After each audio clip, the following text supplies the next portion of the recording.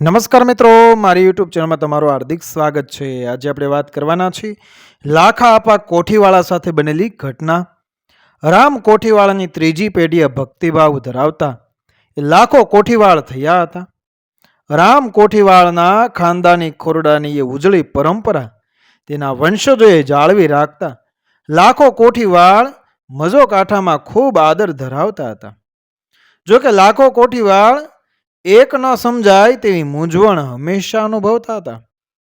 એક દિવસ સ્વામિનારાયણ સંપ્રદાયના સ્થાપક સ્વામી શ્રી સહજાનંદજીના ગુરુ બ્રહ્મજ્ઞાની સ્વામી એ શ્રી રામાનંદજી મોટા ભેલા પધારતા લાખા કોઠીવાળે પોતાના મનની પીડા તેમની સમક્ષ રજૂ કરી હતી.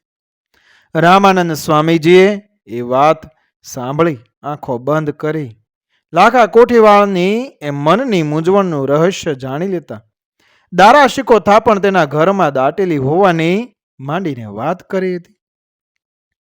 પોતાના પૂર્વજોને ત્યાં દારા શીખોએ મૂકેલ થાપણનો કેવી રીતે નિકાલ કરવો તેવી લાખા કોઠીવાળે રામાનંદ સ્વામીજીને વિનંતી કરી કહ્યું, સ્વામીજી, પારકાના ધનનો પડછાયો સુખ શાંતિ હરનારા હોય, આનો કંઈક માર્ગ बताओ. लाखा, इस धन का कोई मालिक नहीं है, आप अपने लिए इस्तेमाल कर सकते हो. ના, ઈ નહીં બને બાપજી.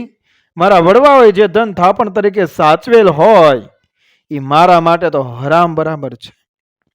લાખા કોઠીવાળની મક્કમતા જોઈ એ રાજી થયેલ સ્વામી શ્રી રામાનંદજીએ 2 નબળા વર્ષો પછી એ પરનાર કારમાં દુકાળના એંધાણ આપી વિદાય લીધી હતી.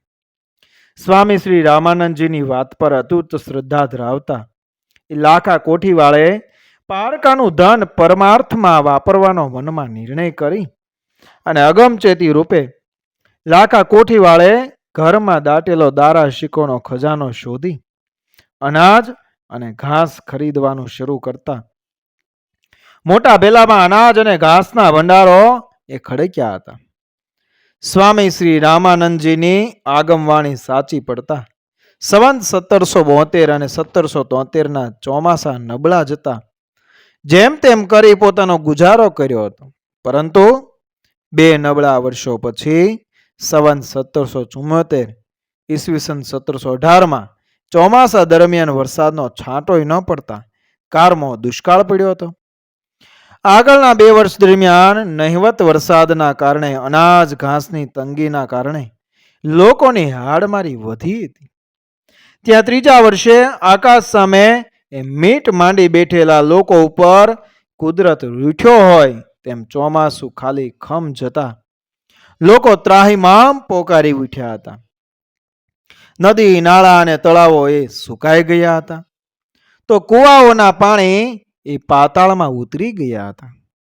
મીરાતે અહમદીના લેખક મોહમ્મદ ખાન અહમદ પોતાના પુસ્તકમાં લખે છે કે આ કારમાં દુકાળમાં 1 રૂપિયે 4 શેર બાજરી માટે મા બાપ પોતાના વહાલ છોયા સંતાનોને 1-2 રૂપિયામાં વેચતા હોય જાણે માનવતા મરી પરવારી હતી.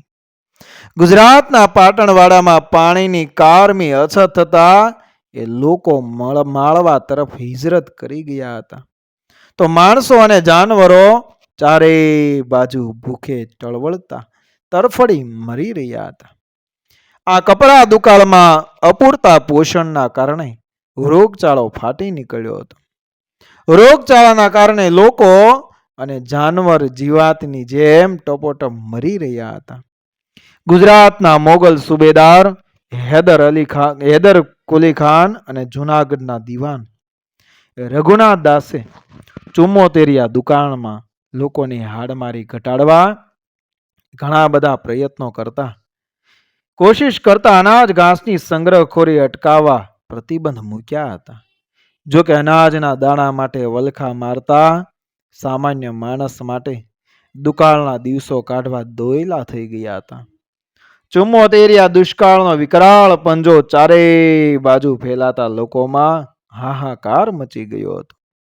અને ત્યારે એ મજો કાંઠાના મોટા ભેલામાં લાખા કોઠીવાળે સ્વામી શ્રી રામાનંદજીના આશીર્વાદથી લાપસીના આંધણ મૂકી અને એ વખતે સદાવ્રત શરૂ કરતા ભેલામાં વખાના માર્યા માણસો ઉમટતા માનવ મહેરામણ ભેગો થયો હતો.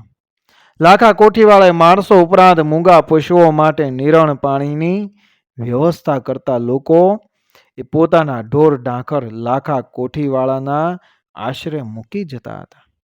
74 દુષ્કાળના કપરા દિવસો પાર પાડવા પોતાના પૂર્વજો પાસે થાપણ તરીકે મૂકેલ એ દારા શીકોનો અમૂલક ખજાનો ખાલી થતા પરમાર્થના કાર્યમાં લાખા કોઠીવાળે પોતાના પૂર્વજો સાથે પોતે કમાયેલ ધન પણ વાપરી નાખતા એ આખા મલકમાં તેની વાહ થવા લાગી હતી.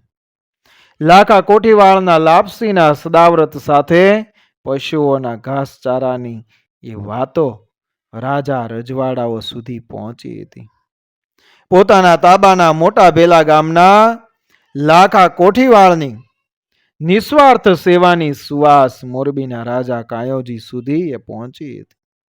લાખા કોઠીવાળની આ ઉમદા કાર્યથી રાજી થયેલા મોરબીના રાજા ચૂપચાપ પોતાના પ્રજાજનને એ મળવા મોટા ભેલા આવ્યા હતા. લાખા કોઠીવાળની દાતારી નજરે જોઈ અને રાજા કાયોજીએ બથ ભરી બિરદાવતા ત્યાં હાજર બારોટો ગાવા લાગ્યા હતા. અને શું ગાવા લાગ્યા હતા કે નોધારાનો લાખો આધાર, ભૂખ્યાની ભાંગે ભૂખ, ઉજળું કુળ આહીર એણે જોયું એમાં પરિયાણતણો સુખ, ભેલામાં લાખો ભલો નીતિ ન ચૂકે જરાય, પડધન ધૂળ સમાન એ આપી પોરસાય, 74 ચગડોળે ચડ્યો માએ છોરું મેલ્યા, ભેલે ભલો દાતાર લાખો ને લાખો જમાડે લાપસી. જય મુરલીધર, જય માતાજી. મિત્રો, વિડીયો પસંદ આવ્યો મારી ચેનલ સબસ્ક્રાઈબ કરો, ફોલો કરો, શેર કરો. મળી આવી જ ઘટનાને પ્રેરણાદાયક વાર્તાઓ સાથે આગળના વિડીયોમાં. બન્યા રહેજો મારી ચેનલ સાથે. જય શ્રી કૃષ્ણ, રાધે રાધે, જય માતાજી, જય દ્વારકાધીશ.